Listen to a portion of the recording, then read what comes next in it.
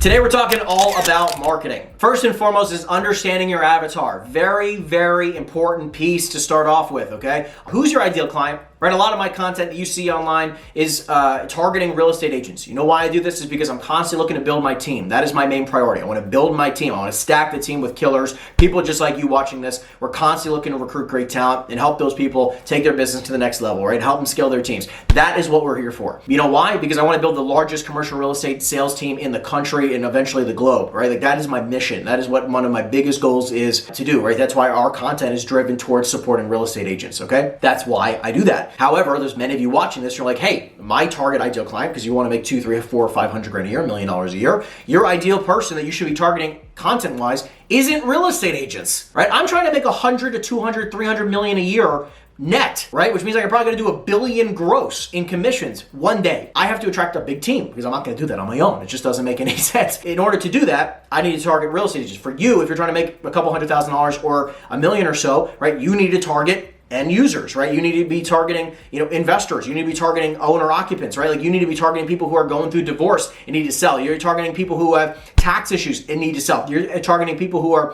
dealing with any type of issue, people who are looking to retire. You are looking to target a specific type of demographic. You should write them all out. Ready? I mean, look, you could literally go, watch how cool this is. This is how simplistic it can be. I'm doing this in real time with you guys. This is not scripted. This is actually not even part of my notes. I'm going to go to ChatGPT. I'm a commercial real estate agent, and I'm looking to post content on social media. I'm looking to target industrial property owners in New Jersey, and I would like to understand more about my demographic. And if you can, give me 10 different ideas of content that I can create to post on YouTube and Instagram and TikTok. It's gonna give me a bunch of this different answers. I'm just gonna read this out loud real quick, but this is just giving me the content ideas. Number one, market trend analysis. Very, very smart idea. Just keep doing weekly trends, monthly trends. Very, very smart. Property tours. Anytime you go to a property, just constantly be recording. Always obviously get the permission of the seller, but like, listen, I post a lot of this content online, helps me get a lot of buyers. Is it okay if I record? Boom, done. Record the whole thing, walk through it, speed it up, do a voiceover. It's not that complicated. Number three is investment tips. You literally can interview your investors. Very, very lucrative strategy. Your investors that you close deals with, the sellers you're trying to close deals with, hey, why don't you come on my podcast? Love to interview if you're open to it. Anybody who's maybe new in the industry and looking to, eventually become just like you, very seasoned investor, can learn how to do so. Very, very smart thing, and you can literally just chop it up, create short form content. Case studies. This is literally just you talking about a deal that you closed and how you did it. Interviewing industry experts. We just talked about this. You can literally interview your title person, your lenders, your attorneys,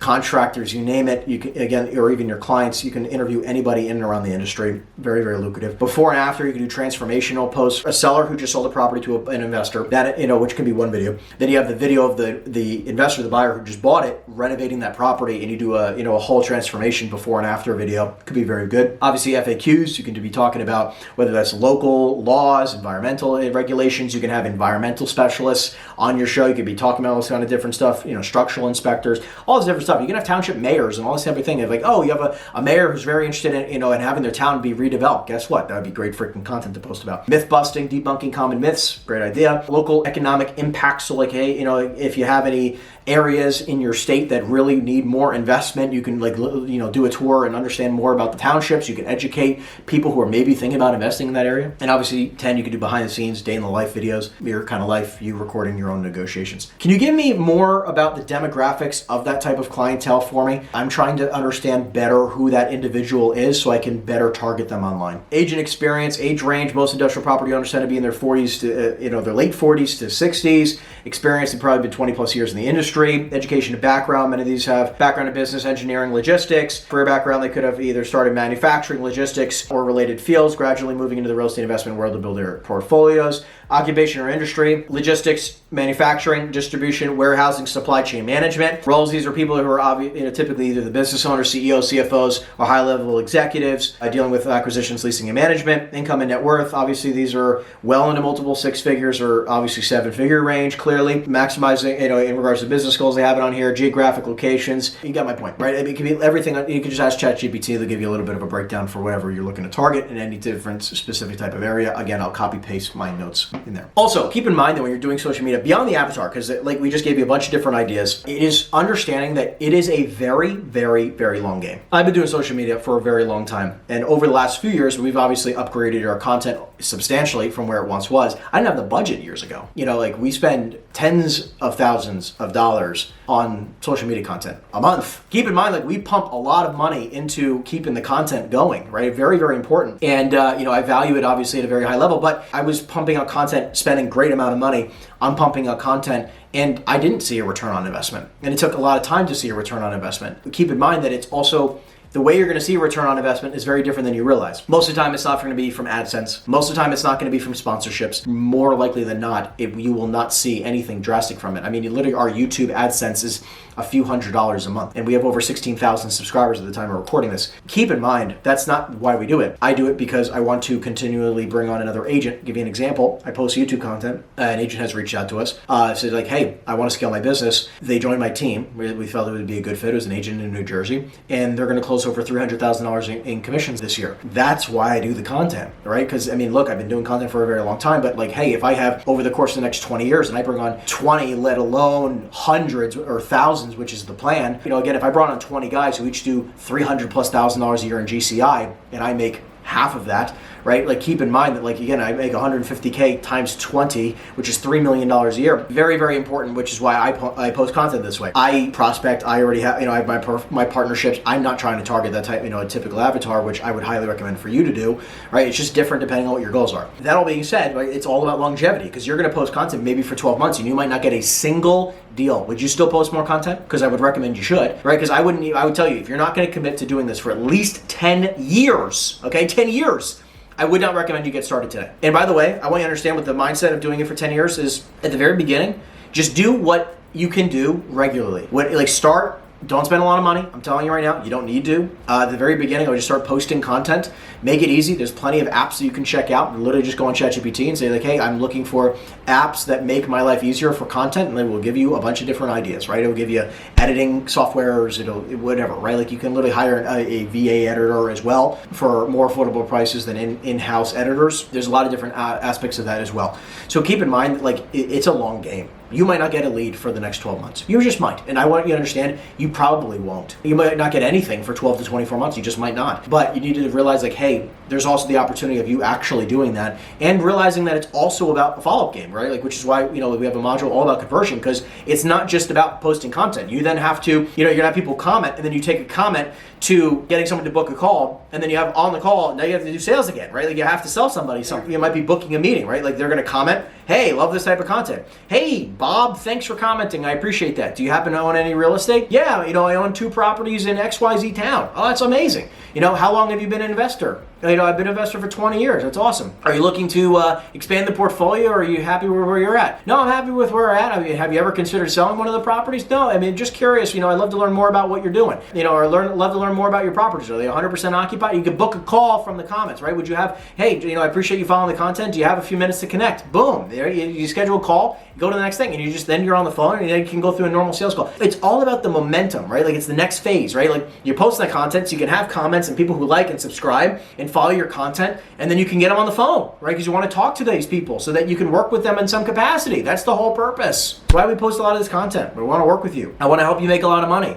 right? Maybe one day you'll partner with me and we'll scale your business to hundreds of thousands or multiple 7 figures. That's what I would like to do. Next piece here, understanding platforms. The way we look at it is YouTube is our prime, right? Like, YouTube, we create all of our content for YouTube. So whenever you're creating content, as an example, I would say, like, what is your prime? What is your first and what is your main platform you're posting content on? And then this is the start, where you can easily create content for one platform first, and then you can multi-purpose it across other platforms. So let me explain to you what I mean by this. At the very beginning, we chose YouTube as our main platform. We wanted to grow our YouTube channel, so everything we did was YouTube focused. Long form content and specific short form content to be posted specifically on YouTube. Everything we did was about 10 minutes minimum in length after all the edits. Obviously, I need to be edited a lot. And by the way, it's okay to not be wonderful, but I would tell you just to post the content. Like, again, our first couple videos, if go all the way back, it wasn't great, but we continue to improve over time. We post the content for YouTube purposes first, okay? So that's 10+ minute videos at an absolute minimum, ideally. And then we do short form content and we try to splice that up. But if you can think about it like this, if we go YouTube first, I record 30 minutes and we get it down to 15 or 10. What happens here is that we then can take that video and then we can splice that one up and then we can create the short form content. So I don't even need to create short form content in some instances, okay? If I'm posting for YouTube, I then can create all the short form content and I can create into TikToks, Reels, short form videos on Facebook, LinkedIn, you name it, right? And then I can take the same long form video, once it's edited for YouTube, I can take that and post it on LinkedIn and Facebook. So now it's posted everywhere, right? Like, and I literally just recorded one video, which was then spliced up, cut up, and it's repurposed across the platforms. That's a good place to start. So you could focus on YouTube first, and then you could splice it up and work on other channels. However, if let's just say Instagram is where you'd like to focus. Okay, well, Instagram, Reels, you're gonna be at a few minute long at the absolute most. You're not going 10 minutes on a Reel. Most of these Reels are very short form, right? Most of those Reels are gonna be 30 seconds to a minute long. Sure, you could have a little bit longer in some instances, but most of them are gonna be 30 seconds to a minute. When you're creating that type of content, you need to understand like the entire art of the video is going to be very different. You're going to do, like if you wanted to do a tour, like we had talked about earlier, doing a property tour, guess what? You're going to speed up that video, obviously. It might be a 20-minute video and you're just going to speed walk through it and you're going to speed it all up and you can do a voiceover over 30 seconds to a minute,